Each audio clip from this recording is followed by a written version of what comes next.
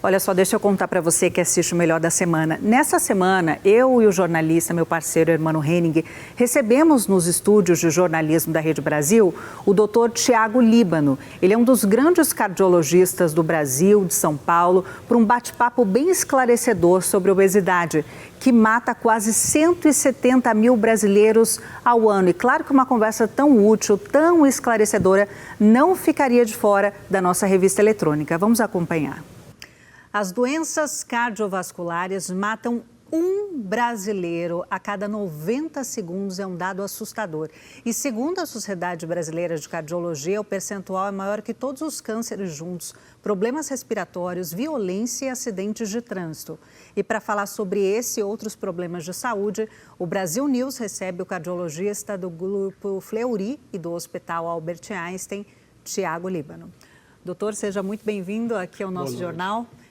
Mais um dado assustador, de acordo com o Ministério da Saúde, 20% da população brasileira é obesa. E imagino que a obesidade afeta, obviamente, problemas do coração. Vivemos uma epidemia de obesidade no Brasil? Sim, atualmente nós temos 168 mil brasileiros morrendo de obesidade diretamente por ano. 20% da população está obesa, 56% da população está com sobrepeso.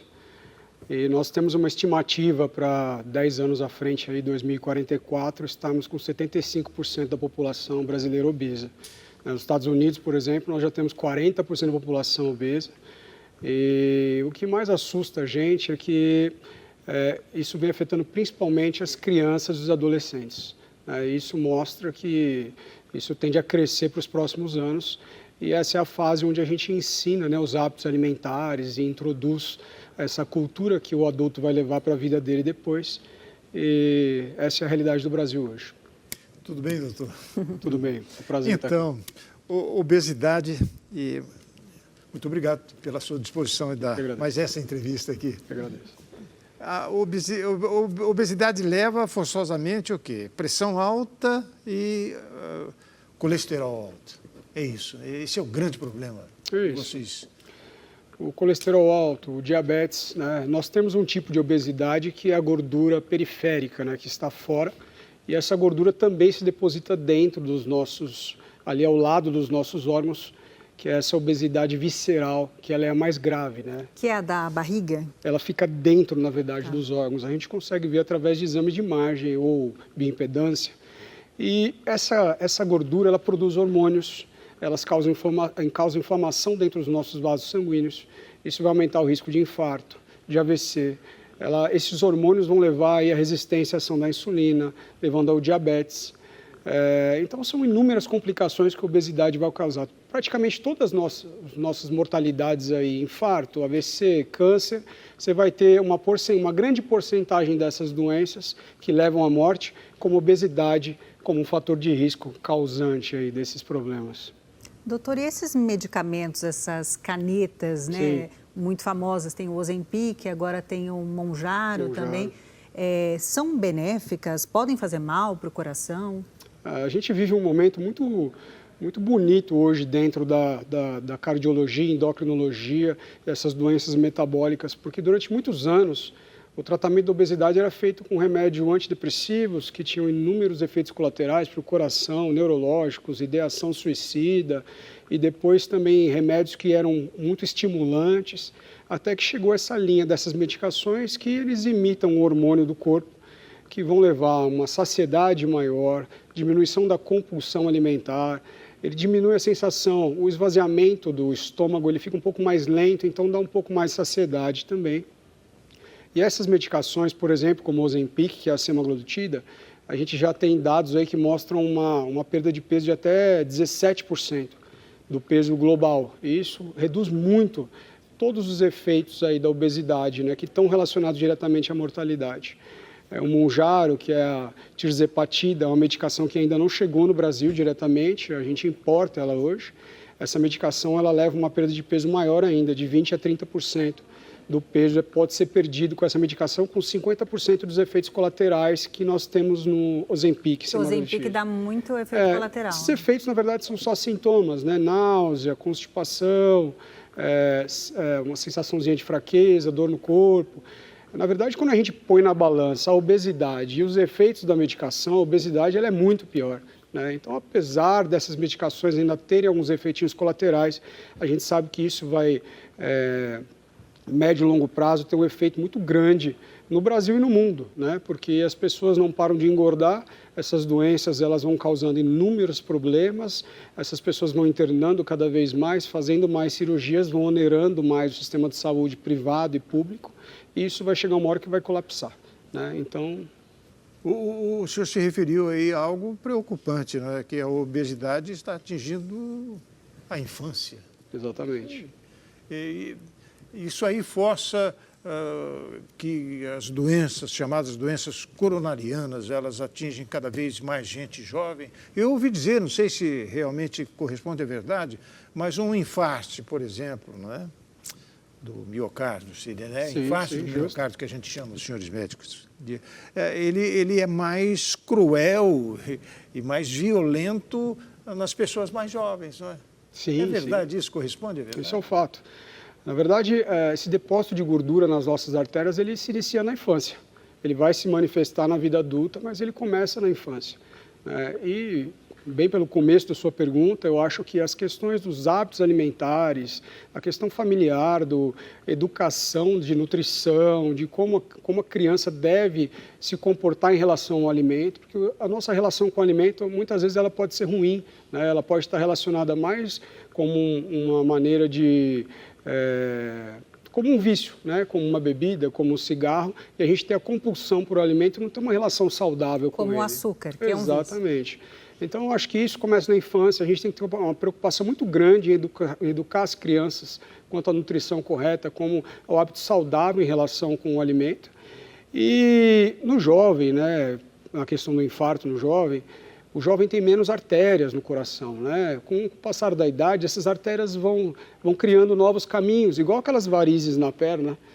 E aí, quando a pessoa mais velha infarta, ela tem mais chance de ter outros canais para irrigar. Saídas, exatamente. Né? O jovem ele tem artérias mais definitivas, que quando ela obstrui, realmente a chance de ter um desfecho pior é maior. Isso está ligado à alimentação, está ligado ao estresse, o estilo de vida que nós temos hoje, está ligado hoje muito ao jovem, principalmente homem, mulheres agora também, ao uso de anabolizante, né, e outros comportamentos também. Anabolizante é uma bomba para o coração?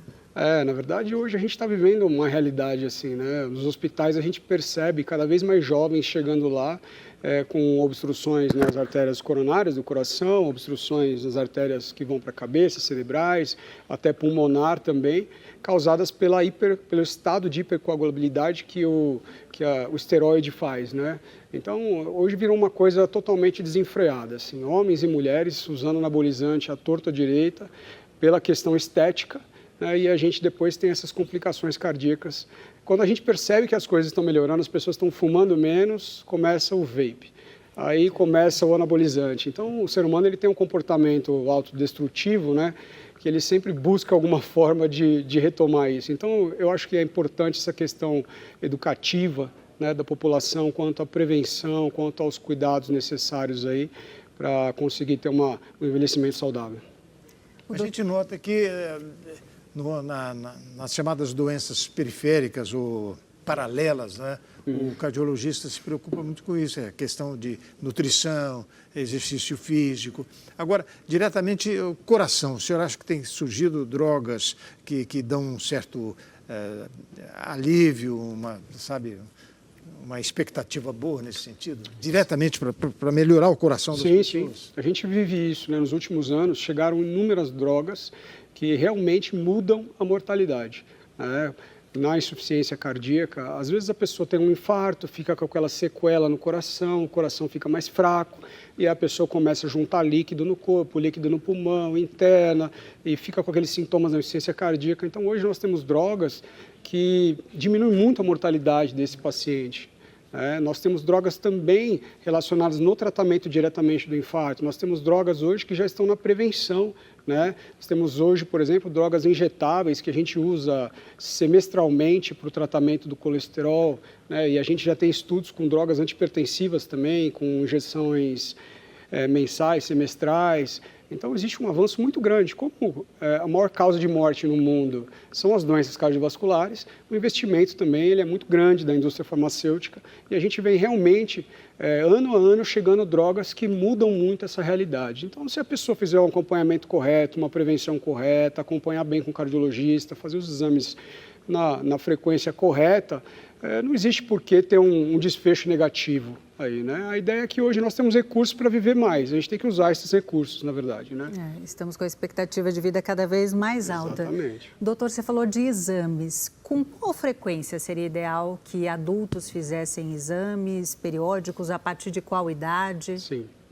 Existe uma questão um pouco individualizada quanto a isso, né? Por exemplo, a pessoa já tem hipertensão, diabetes, então ela tem que ter um acompanhamento um pouco mais frequente. A pessoa faz atividades físicas de alta intensidade, ela também tem que ter um acompanhamento um pouquinho mais frequente. Ela já tem antecedentes familiares, o pai morreu de infarto com 40 anos, a mãe é diabética, hipertensa, ela tem que começar um pouquinho antes o acompanhamento também.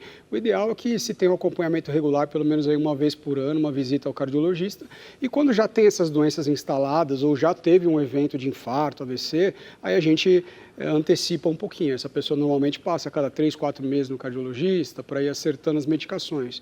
Mas basicamente para começar uma atividade a gente faz, para fazer um procedimento cirúrgico a gente faz uma avaliação, né? E se não existe nenhum problema instalado, já está na fase adulta depois dos 30 anos, uma vez por ano visitar o cardiologista é prudente. Depois dos 30. E na área dos procedimentos cirúrgicos, qual o senhor se referiu aí, a evolução tem sido grande também, né? Sim, exatamente. Como eu disse, é a maior causa de morte no mundo. Então, a evolução tecnológica ela é muito intensa, né? Hoje nós temos inúmeras formas de diagnóstico que já são mais avançadas. A gente consegue diagnosticar os problemas bem precocemente. Na intervenção também, a mortalidade no infarto do paciente que chega a uma instituição, ela é muito menor, porque nós temos materiais mais tecnológicos, medicações que também já têm um efeito, vamos dizer assim, um pouco mais seguros, mais avançados. E depois no cuidado pós também, a gente já ganhou experiência, né, de seguir bem esse paciente, saber de quanto em quanto tempo a gente tem que avaliar, cuidar. A verdade é que é isso, a tecnologia vem crescendo e a gente tem cada vez mais recursos. Mas aí a gente precisa da educação das pessoas também, né? Então a gente percebe hoje assim, por que tendo tantos recursos, o número de mortes cardiovasculares não diminui, né? Porque a maior parte das pessoas ainda não procura o médico, não faz o acompanhamento adequado, quando tem o diagnóstico não toma medicação, suspende o uso por conta, tem um infarto, depois para de tomar os remédios, não visita o cardiologista, então precisa se automedica. Exatamente, então acho que existe uma questão cultural também que a gente tem que ter. A gente percebe no SUS, por exemplo, né, pessoas que chegam lá com inúmeros problemas que eram preveníveis, né, uma hipertensão que não fez diagnóstico e chegou com um coração já enorme, um diabetes que não fez diagnóstico e já chegou para um AVC, mas no posto de saúde tem o remédio para a pressão, tem o remédio para o diabetes, mas existe uma questão sociocultural brasileira que é um pouco difícil de ser um povo ainda um pouco carente, né, e na maior parte do nosso país, então teria que existir um esforço cultural, educacional, para as pessoas entenderem a necessidade da prevenção e o que isso pode virar no futuro, né? Isso causa problemas para a vida deles e causa problema pensando em saúde pública também, né? Os hospitais lotados de problemas que eram preveníveis. Olha, o doutor deu uma consulta gratuita aí para todos os nossos telespectadores. Então, gente, vamos levar a sério a saúde, é o nosso maior bem. Todas essas mortes poderiam, todas não, mas muitas delas poderiam ser evitadas. Então, uma alimentação tenta ser um pouco mais saudável, show o sedentarismo, faça atividade física, que o maior bem que nós temos é a nossa saúde. Fazendo isso, tendo hábitos alimentares saudáveis, tendo uma rotina de atividade física, dormindo, consumindo uma quantidade boa de água, aí uns 2 litros por dia, a gente melhora muito o nosso organismo, as nossas células e reduz muito a chance da gente ter qualquer tipo de doença, não só infarto ou AVC ou obesidade. Então, vamos se cuidar, combinado?